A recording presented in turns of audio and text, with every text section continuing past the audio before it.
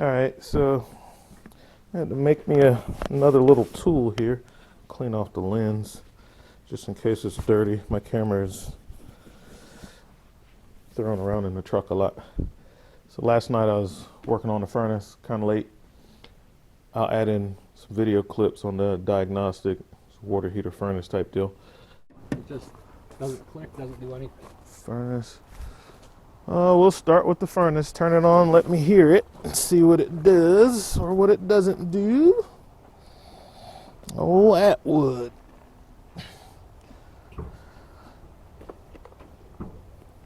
Water heater is right above it.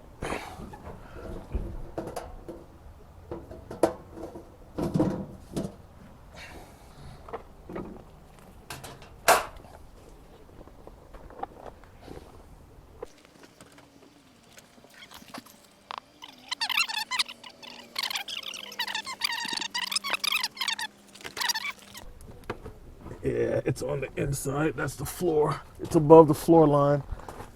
Yeah, I'll get my tool bag.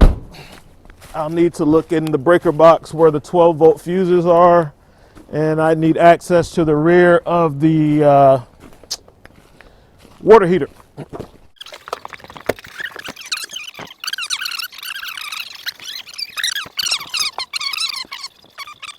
If you watch, when I press this button, it'll light up for a second, and then it quits.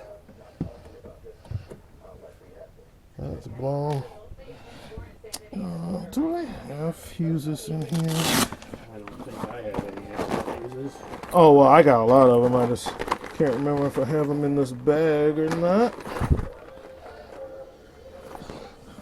Oh, well, I used to. Yes, I do. Let's see, keep a bag of fuses.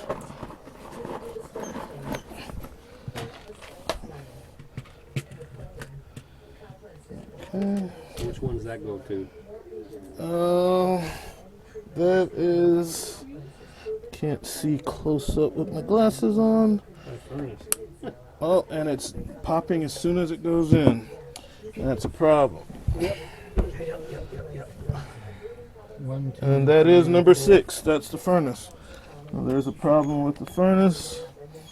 It is blowing the fuse as soon as it gets on. There's a furnace breaker too, isn't there? Or no. No, the breakers are just 110. Oh, okay.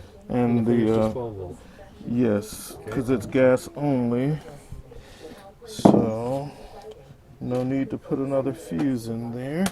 There's a problem with the furnace. What are the yellow ones for over here? They're not really. That's the main fuses for the converter. Oh, okay. The thing that charges your battery. To get a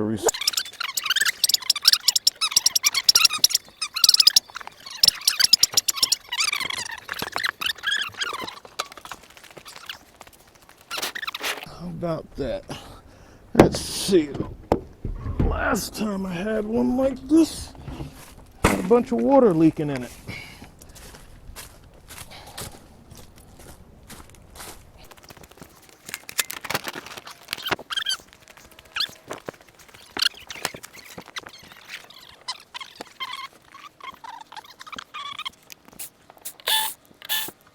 Check it. No, shouldn't be. Those are mighty short. There's got to be a lot of business. A lot of campgrounds, I know.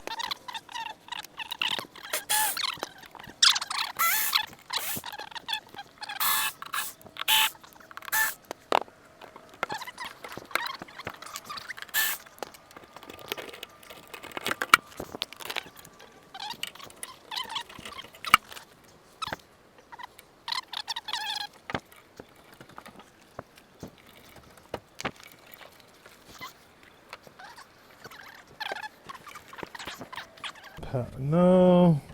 You know, like you said, it broke that fuse right away. Yeah, there's a dead short somewhere on that circuit. I'll just have to isolate this, and so I'll give it my own power. Let's see, that's. I'll start here. This is where the power comes in at. The switch. This connector's kind of melted. Yeah, let me mark it.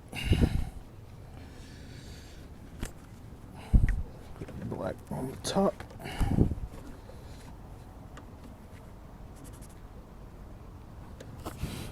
Okay. All right. So let's go ahead and get rid of the switch.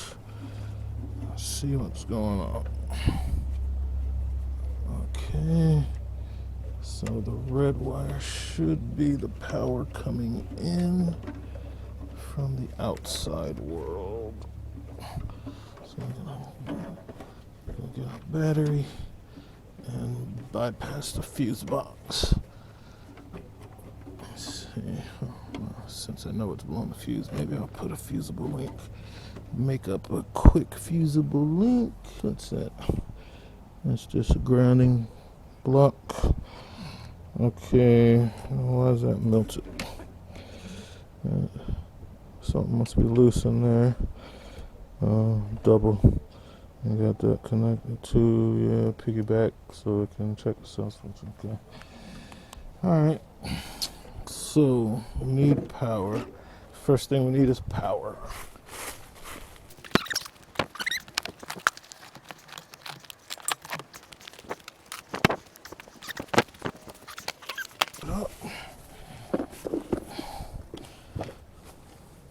Put that back in the tool bag.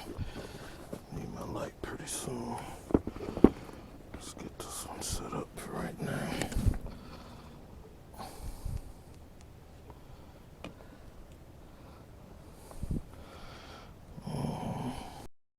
So at this point, like, I'm totally going to find some wires. So now I have to like rig up some wires so I can I need a spade connector so that I can attach into the switch, run everything through the existing wiring of the furnace, but I'm just eliminating the camper side. So I don't want the water heater to play a part in this. So by not using the camper circuit, I'm able to see if it's my furnace or my water heater. This furnace has more things that go wrong in it. So I'm going for the furnace first. I'm isolating that and I'm hooking up my power. Now, obviously, it took me way too long to do this, which is why I'm making the tools that I had in the start of the video, and I'm making something that's quick and easy to give me access to this furnace power. So this is what prompted the idea. I was like, gotta make a rig, because I spent way too much time in that service call kind of making it on the spot connectivity. Again, it's taking too much time to like rig this up on the spot. So I saw that, and I just don't like to spend that much time to do stuff that I could do ahead of time. So to get down to it, I'm just wiring up the furnace independent of the camper power source.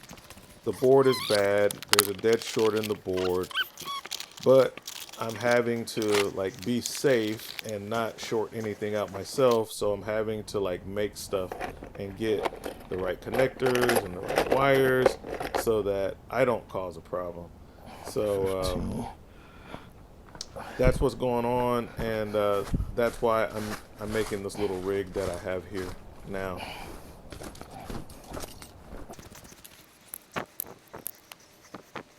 So the fuse was blowing from the inside, but from the outside, when I connected this all up together, gave it some power, as soon as I powered up that circuit board, it started smoking because it has dead short.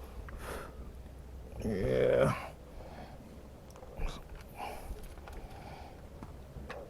Okay. That's gonna be a problem with the board.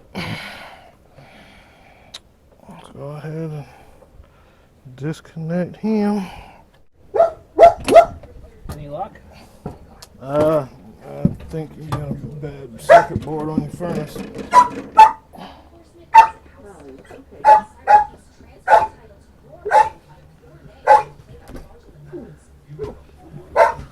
do your thing. Okay. Oh, now it's working. Yeah. So that furnace thing did Furnace everything, huh? short. Maybe Turn out. Turn on That the. did the electric water heater too. Yeah. Turn the gas on too. I don't usually run that. Should I go try it? Yeah. Go ahead and turn it on.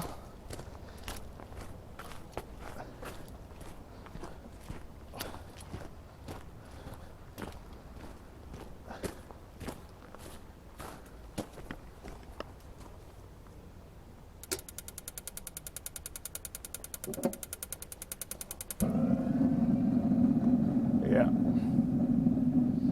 Basically, to test to isolate the furnace. I had a dead short somewhere. It was in between the water heater and the furnace, and I wanted to use my own power supply, my battery, to power the furnace without taking it out to coach, of course, save time, and bypassing all the rest of the circuitry so that I can, cut my problem in half. And I ended up rigging up, on the spot.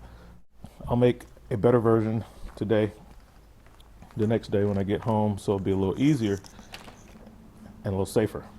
So, just very easy to make this.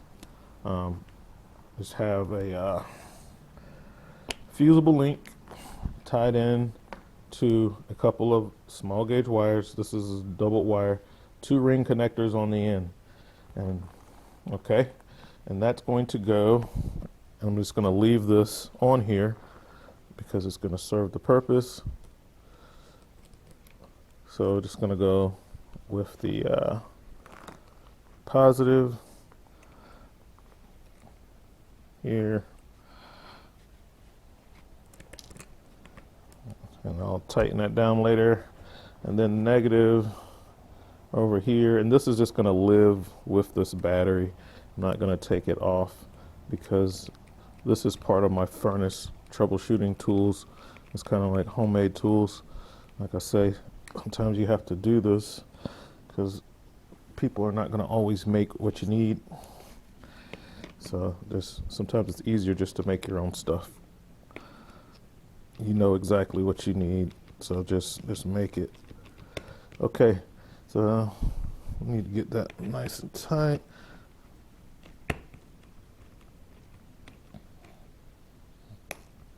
Okay, good connection there, and I'll make that connection there later.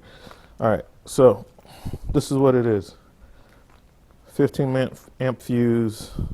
Most of the times the camper is going to have mostly 15 amp circuits, and sometimes 10. Remembering, of course, that the fuse is not for the appliance per se, it's the overcurrent protection for the wire. So the fuse kind of goes with the wire rating. It's not so much for the end device.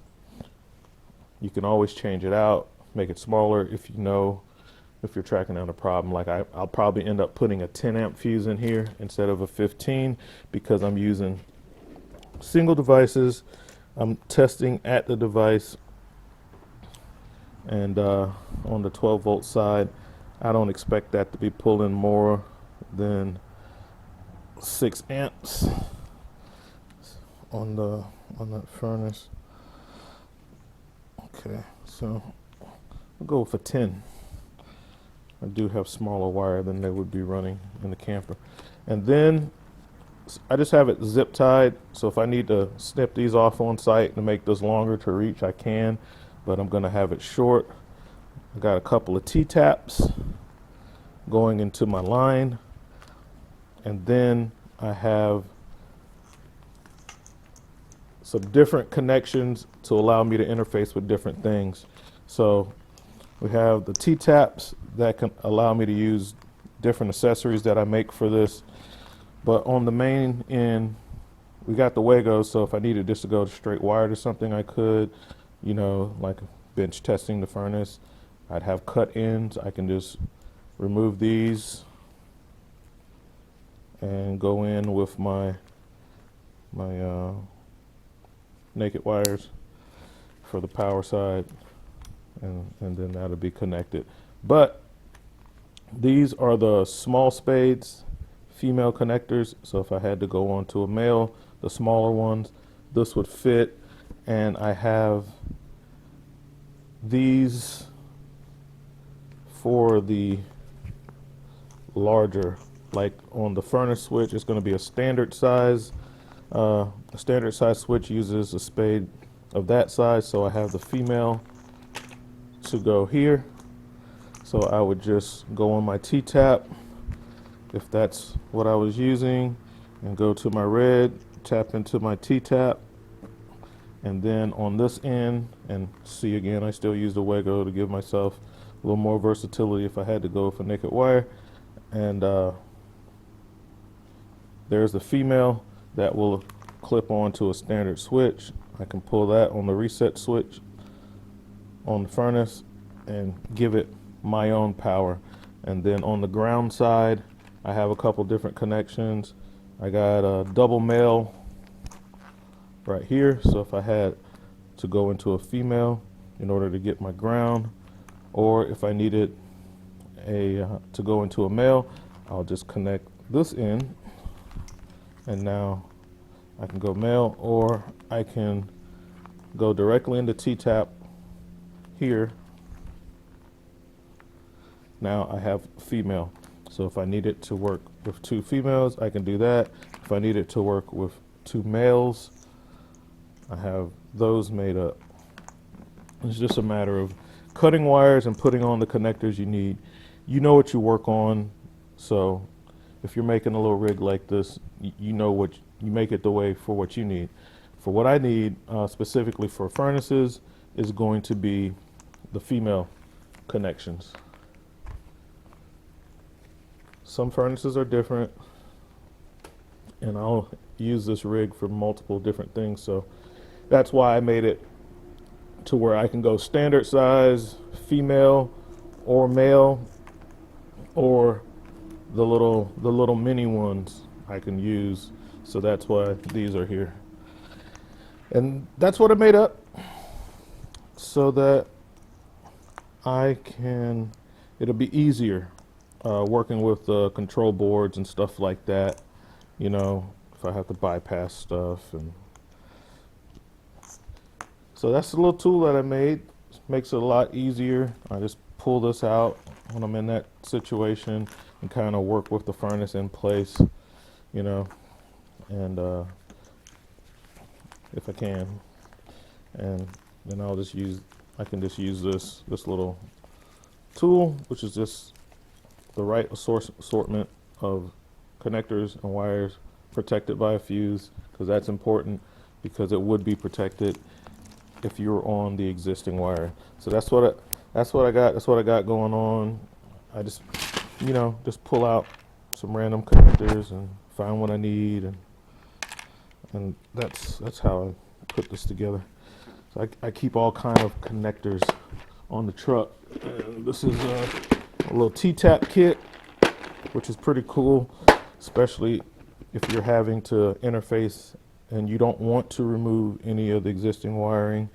You can T-tap on, and then you can go from that to connectors like these little wires that you've made up, so that you can either sample voltage or current or inject into the circuit. So this is a nice little kit. This is Amazon, you know, nothing special. There's the that's what it is. No part number or anything. It's just, I knew what I wanted, and I just ordered one of these kits off Amazon. So now